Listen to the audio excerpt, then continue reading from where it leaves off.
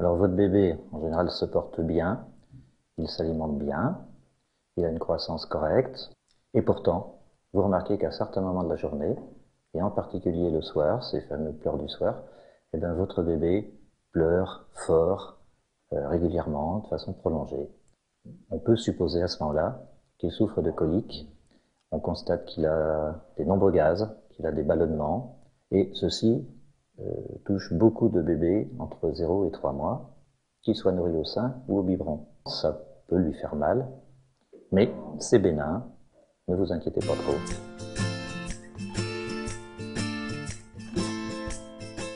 Votre bébé, en principe, a mangé depuis peu.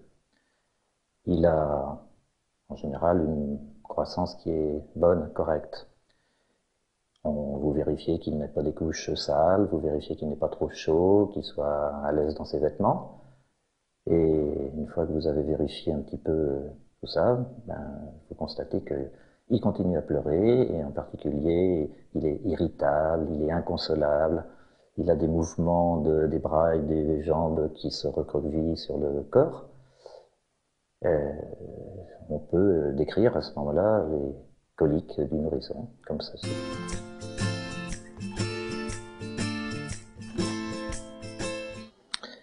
Alors il y a une période, c'est grosso modo les 3 premiers mois de la vie.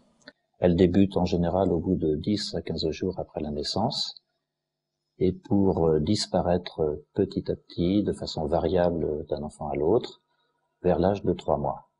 Ça correspond à une période où il y a une immaturité du système digestif, donc il devient plus mature, et en même temps, son système nerveux qui se développe lui permet au bébé de tenir sa tente, de libérer ses membres, et ces coliques prennent fin en général.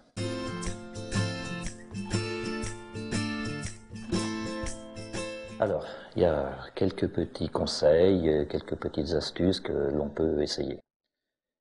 D'abord, le bercer, le promener, chanter, donc essayer de le détendre. On peut aussi, si le bébé aime bien le bain, se détendre dans le bain, profiter de la soirée justement pour faire un bain chaud et le décontracter, le détendre. Vous pouvez également lui proposer une sucette. La succion va permettre également de le détendre, mais ne tombez pas dans le piège de lui mettre la sucette dès qu'il pleure à tout bout de champ. On peut aussi faire des massages anticoliques. Il y a aussi une position, certaines positions qui détendent le bébé. On peut le mettre à plat ventre sur vos jambes. On peut également le positionner sur les avant-bras, toujours sur son ventre, ses avant-bras.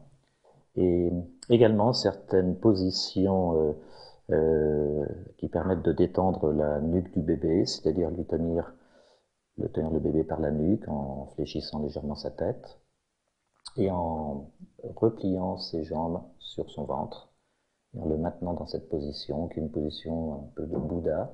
C'est aussi une position fétale et qui permet effectivement au bébé de se détendre.